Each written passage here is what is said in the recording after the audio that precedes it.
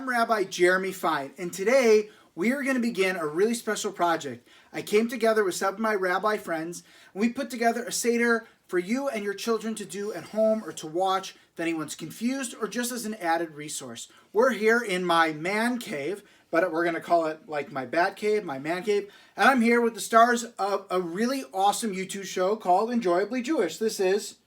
Trudy. Say it louder. Trudy. And this is... Annie, say it louder. Trudy and Annie, and I'm Rabbi Fine, and we are going to begin the Seder. Do it louder. Yeah. Rabbi Fine! And we're going to do it louder. We're going to begin the Seder. Every Seder we begin by reading the order. And then different rabbis are going to tell us about what all these things are. So I'm going to sing it for us, okay? No, but I'm supposed to.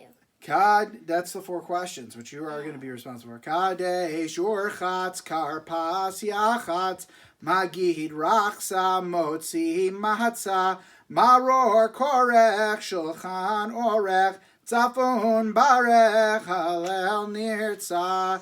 And we're here to teach you about Kadesh, which is the very beginning of the Seder, where we have a cup of wine or grape juice in the girls' cases, and we say 3 blessings on Passover. Like on Shabbat, we say 2 blessings. The main one is Borei Periha Gafen. On Purim, we don't sing any songs. On Purim, we do sing songs, just not the Not the prayers. Not this prayer, right? Okay, and then we have 2 others. So today we're doing things a little bit different. We have hand puppets. Why do we have hand puppets today? So they can join us and they can sing it. Ooh, they can join us and they can sing it. And also because a lot of people are wearing gloves these days because of the virus, which is my means we're in town. fancy So, glove. Annie, who's your glove? What's the name of your puppet? This is a dragon. This is a dragon. Who breathes fire, and his name is Glowy. Glowy. And what's the name of yours? So mine is a princess that lives in a castle. She marries a prince, and her name is Rose. Her name is Rose. Okay, so everyone's going to hold their cup. And this is Kevin. We're in the sports cave. And so this is Kevin, as in Kevin Euclid. So, we're going to do the other 2 blessings, which is Baruch Atah Yisrael ve'hazmanim. And then we do the last one, which is Baruch Atah Adonai Eloheinu melech haolam she'echianu v'kiyamanu v'higianu lazman hazeh. Then we would drink. It's the middle of the day, so we're not drinking anything. They're all empty. But that's what you would do. And we're going to continue the Seder with our friends, and we'll see you at the very end. Bye! Bye. Everyone, I want to talk a little bit about Urchatz. And this is the step in the Seder when the person washes their hands in the same way that they would before eating bread or a meal. And what you do is you take your cup, and I have my Eve and Esther, Miriam, Deborah, and Ruth cup. Hopefully you can see it, one of my favorite mugs. And you pour twice on the right, twice on the left. But what's missing? No blessing. So isn't that weird? No blessing during Urchatz. Some say that the reason why we add in this washing is because we're supposed to purify ourselves. Seems pretty applicable nowadays that we want to feel clean before we really begin any kind of ceremony. But there's another reason why we do a hand washing without a blessing. And the reason is because this is the moment in the Seder where the kids are supposed to start asking the weird, hard questions.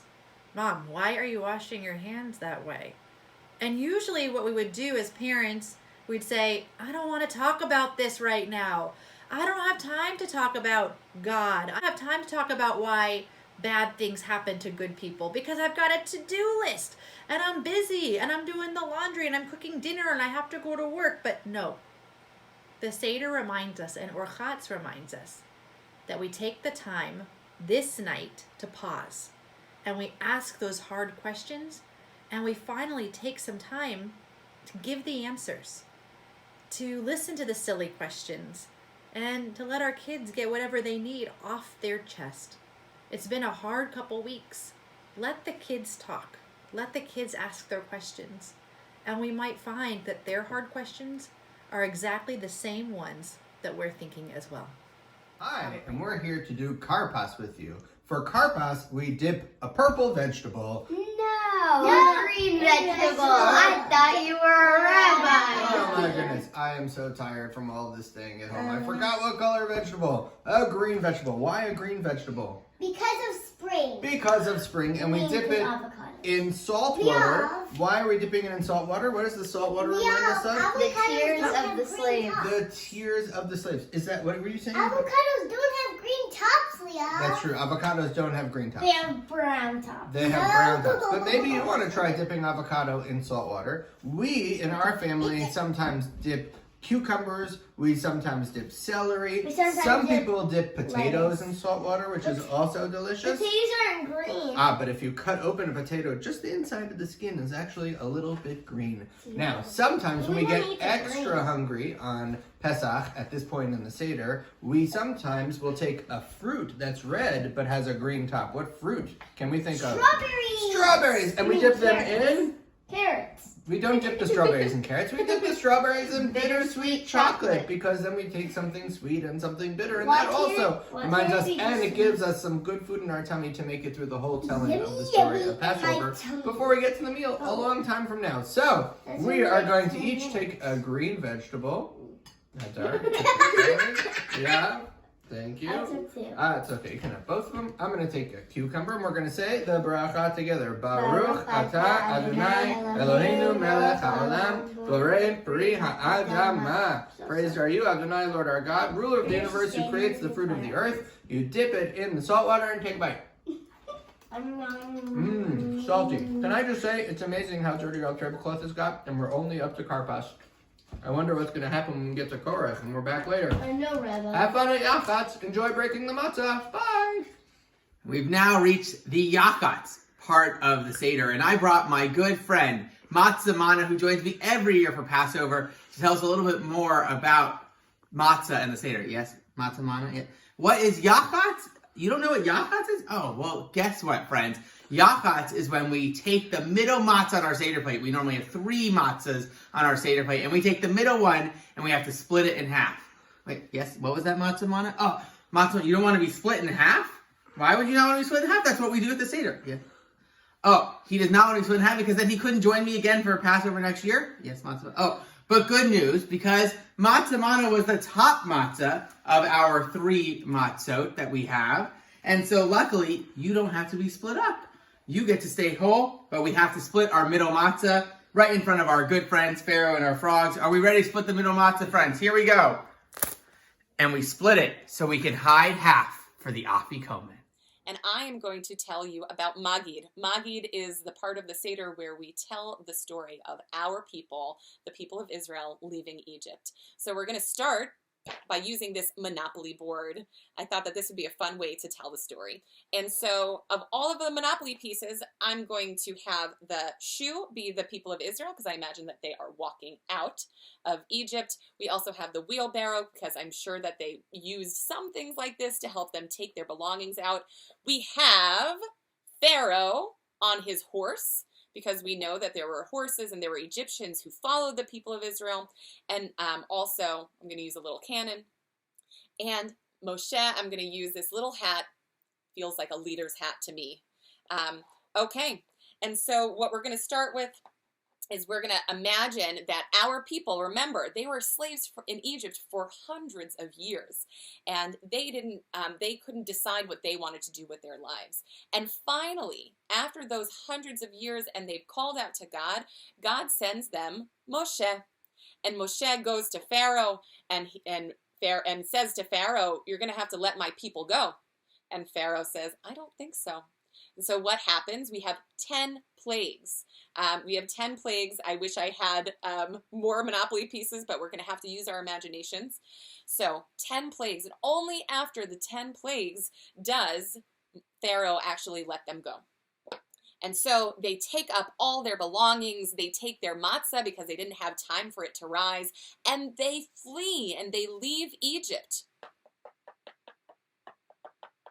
And they get all the way to this place called Yam Suf. Yam Suf is the Sea of Reeds, or the Red Sea, and I have this little boat that's telling us that it is it is a body of water. Okay, but the sea isn't splitting at first. and people are starting to panic, and they hear that the Egyptians and Pharaoh are coming after them.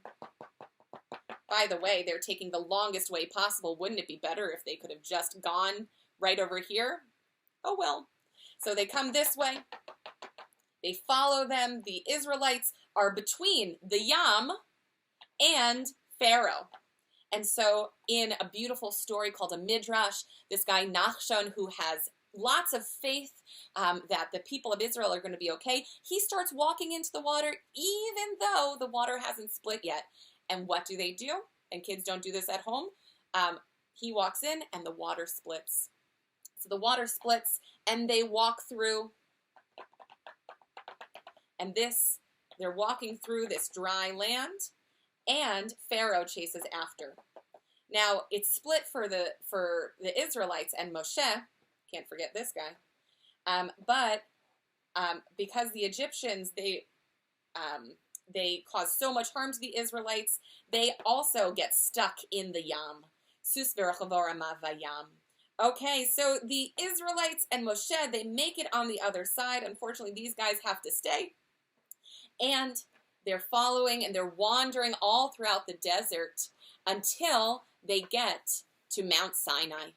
And Mount Sinai, I'm going to make go, right? Because everyone wants to land on go because you get to collect $200. So they get to Mount Sinai, and this is the moment when they start a beautiful relationship, a beautiful, beautiful relationship, a covenant with God, and we receive the Torah at Sinai. Zev and Haley, it's time to go wash your hands. Yeah. Aleph, Bet, Gimel, Dalet, Vav, Het, Good, Vav, Nun, Samachan, Hey, Kuf, Beis, Shinta. No, sillies. You need to wash your hands for the Seder, for Rachza. For the Seder, we pour the water twice over each hand, and then we say the blessing as we wipe our hands on the towel. Go ahead, Zev.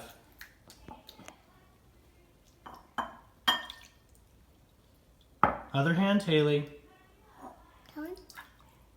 Turn one hand over. Now we use the towel.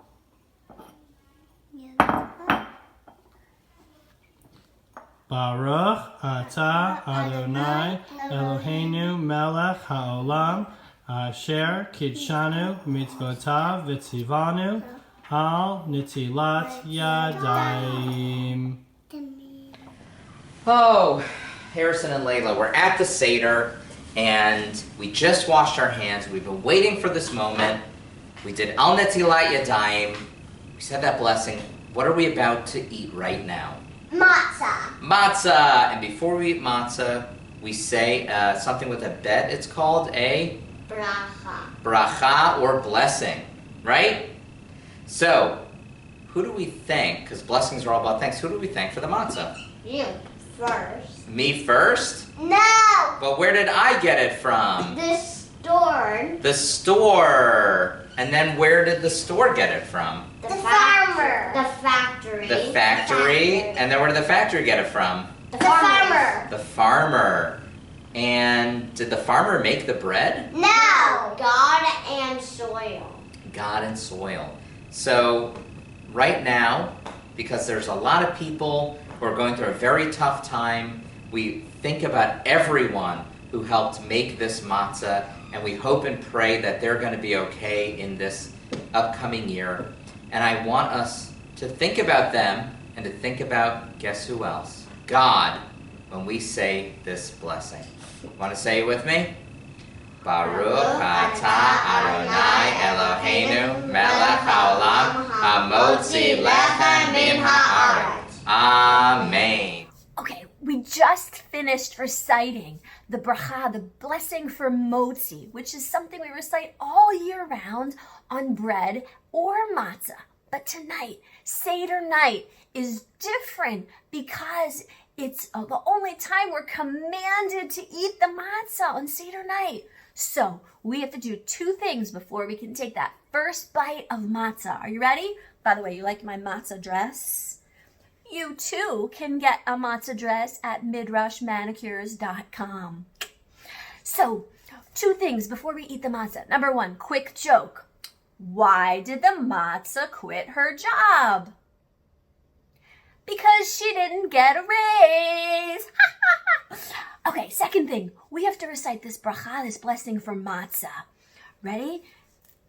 We're going to take our matzah and we recite Baruch Atah Adonai Eloheinu Melech HaOlam Asher Kiddushanu B'mitzvotav V'tzivanu Al Achilat Matzah. And we take a piece of matzah. We have this first bite. Delicious. Absolutely divine. Okay, everyone, I'm going to be quite honest. Maror, the bitter herbs. This is not my favorite part of the Seder. It's actually, I think, the disgusting part of the Seder. And some of you will agree with me. Some people like to eat romaine lettuce for their maror. Some people like to eat horseradish. I buy the red stuff in the jar because I think that tastes okay. But many people tell me that doesn't count. Unless you have fresh grated white horseradish, then it doesn't really count if you eat that stuff in the red jar. But guess what? What I have to remember is that it's not supposed to taste good. So what are you supposed to do? You take a kazait, you take the amount of what an olive would look like, the amount of an olive, and you dip it into the charoset. But remember, we don't dip it for that long in the charoset. The charoset can't stay too long on the maror because the charoset is sweet. And we can't sweeten the bitterness for that long. Now, what does that mean? It means that we have to remember at this point that the Jews in Egypt were leading lives that were embittered. They were leading sad, hard, difficult lives. And sometimes when we are feeling so incredibly sad or frustrated, we can't wish the feelings away. The feelings stay with us for a very long time. And I think that's important for all of us to remember, that when we're feeling sad or frustrated or confused or angry or bitter, even if someone wants to give us a smile or a hug or tell us to feel better, sometimes you just have to let the feelings sit there. Sometimes you have to pause and just let sadness kind of take over and hold on to it and know that a better time will come, but right now it's okay to be sad. And right now it's okay to be angry or scared or frightened. And the reason why I think it's important to hold on to those feelings is because if you're able to hold on to those feelings, then you too will understand when someone else in your life is feeling sad, frustrated, angry, or bitter. This is our chance to relate to someone else who's just not having a very good day.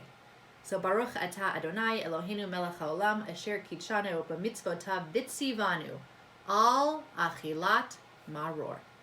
Hi everybody, we are back for Korech. We've been through 2 cups of wine now, and woo, we are having fun. Everybody having a good time at our Seder? Yeah. Okay, well 2 cups of grape juice for some of us. wine. Excellent, fantastic. So I'm going to drink all this. We are back for Korech, which is my favorite part of the Seder, the Hillel sandwich. In fact, my kids are making a Hillel sandwich right now. Make a Hillel sandwich. It's a Hillel sandwich. Though, listen, I should be serious. When I was a kid, I didn't love the Hillel sandwich because I thought people were actually going to try to eat me. But then it turned out we weren't actually making a sandwich out of me. We were just doing a Hillel sandwich because in ancient times, there was a wonderful man named Hillel who also used to make a sandwich. And what he would do is he would take a Paschal sacrifice and he would eat it on matzah with maror, and I bet it was delicious. But today, what we do for Korech is make a Hillel sandwich to sort of pretend like we're doing that sandwich in ancient times. And we're going to eat the sandwich. We are going to eat the sandwich together along with you. So what you do is you take some maror and you put it on your matzah. And then you take some charoset and you put it on there as well. You take another piece of matzah and you put it on the other side, and poof, what do you know? And then you take It's Abba the Hillel and put him sandwich. in the sandwich. And then you place me inside and get me all dirty. By the way, how dirty is our tablecloth now? I think also pretty dirty. But it just means that we're having fun at our Seder. And I hope you're having fun too. So, when we pick up the Hillel sandwich, we say, Zecher l'mikdash ki Hillel ken asa Hillel bizman shebeit hamikdash haya kayam. Daphne, read it for us in English. The sandwich is eaten in memory of Pesach in the temple as Hillel used to celebrate it. He would sandwich the Pesach lamb between matzah and maror and eat them together in order to observe the law. And you shall eat it.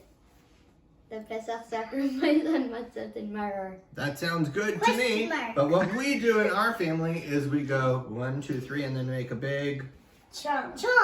I was going to say crunch, but chomp is good. How about we say it in Hebrew? Echad, shtayim, shalosh. That is a good sandwich. You taste good, Abba. Thank you. Now, I do make a delicious sandwich. Alex, on to Shulchan Aruch. Have a wonderful meal, everybody. We finally made it, friends. We're ready for Shulchan Aruch and eating lots and lots of matzah. But it's time for the meal. Let's find out some of our other favorite things that we get to eat at Passover.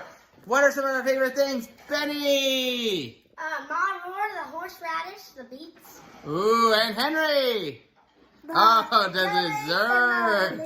And what about Lauren? What's your favorite thing? I love to make matzo ball soup, especially the Croydon House brand. And one more. One more dessert. And Matzah Mana loves, other than just matzo ball soup, but our special Texas barbecue brisket for Passover. But we love all of our food for Passover, and we want to say Chag Sameach! Now I am responsible for tzafun. Tzafun is all about the afikomen. Tzafun meaning hidden, out of sight. And so the afikomen, it's actually supposed to be dessert. I don't know about you, but matzah really doesn't feel like dessert for me. So what do we all know about the afikomen? We know that the afikomen is hidden. And we hid it earlier in the Seder. And some of my favorite customs about the afikomen are where we hide it. So a lot of times grandpa or someone in the family is going to hide it, and you have to, when the kids find it, the adults negotiate to get it back. So what can we give you to get the afikomen back? And so and the kids have all the power right now. And so then they get, what do? We give them a little bit of a something. Okay, we give you this, you give us the afikomen back, and we can continue with the Seder. So what should we do? Let's go look for the afikomen. So where might we have put it? Where did we hide my afikomen? I know. Now, I haven't gone shopping yet to get my matzah, but for me, matzah tastes like cardboard. And so this is what I am using right now before Pesach for my afikomen.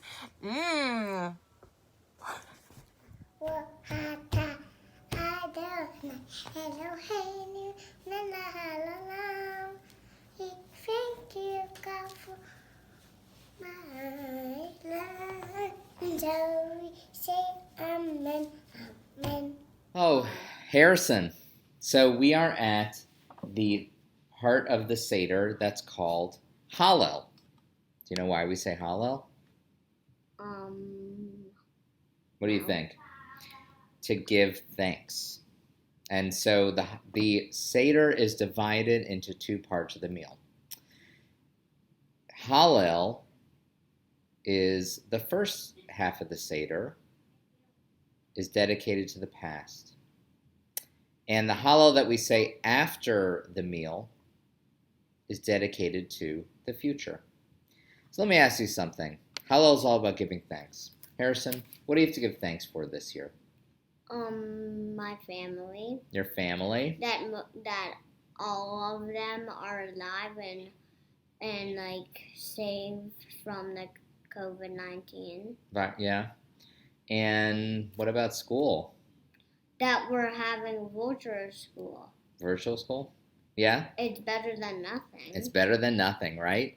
So what's the best way that we can give thanks? We can sing, right? Sing to God. So we're going to sing Hodu. Hallelu et Adonai kol goyim shabchu kol ha'umim ki gavar aleinu Aleinu chasto ve'emet Adonai leolam hallelujah. Hodu l'Adonai ki tov ki leolam stov yomarna Yisrael ki leolam chasto Yomruna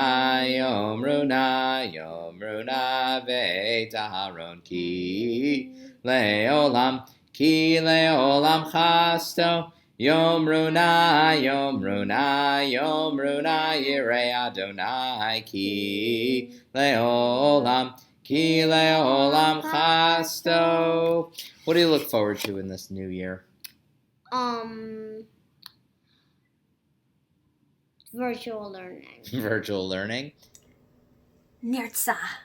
So we finally reached the very end of the Passover Seder. And if you're still with us, kol hakavod to you. All the honor.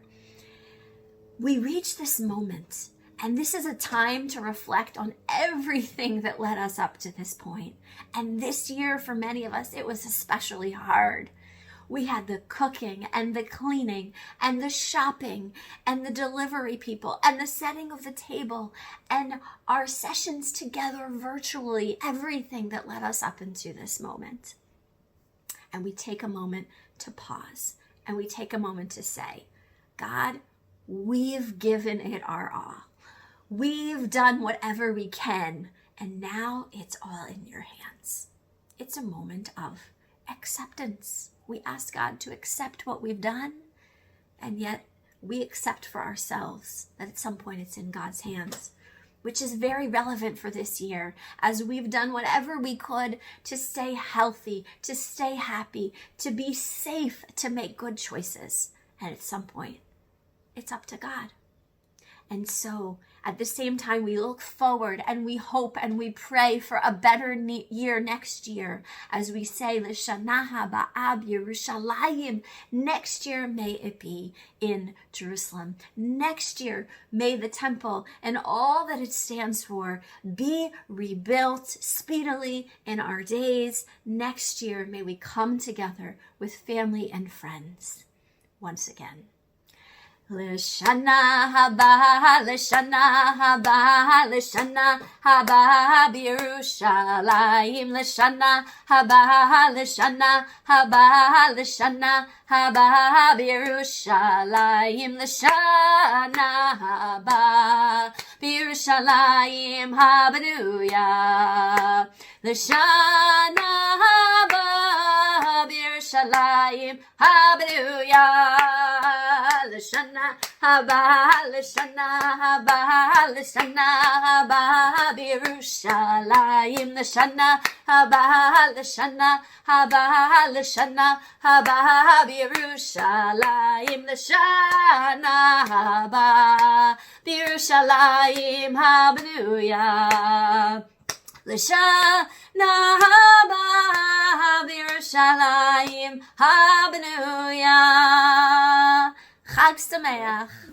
Well, we hope you had a wonderful Seder with rabbis from all over the country, from Florida to California to the East Coast to the Midwest. We are Annie, Trudy, and Rabbi Fine from Temple of Aaron in St. Paul, Minnesota. And these are our puppets, Chloe, Rose, and Kevin. And we wish everyone a Happy New Year. a happy Passover. Echad Kasher V'Sameach. And our friends are right behind me introducing themselves. Bye. Hi, Nicole Guzik. I'm a rabbi at Sinai Temple, Los Angeles, California. Hi, I'm Rabbi Hillel Skolnick of Congregation Tifereth Israel in Columbus, Ohio. I'm Rabbi Jeffrey Abraham, currently of Congregation Agudas Achim in San Antonio, Texas, and soon to be rabbi at Congregation B'nai Emunah in St. Louis, Missouri. Hi everyone, Rabbi Dahlia Bernstein here from Congregation Beth Or in Belmont. Chag Sameach from Eitz Chaim. Rabbi David Baum, Boca Raton, Florida. Hi, I'm Jennifer Schlossberg, the rabbi of the Glen Rock Jewish Center in Glen Rock, New Jersey.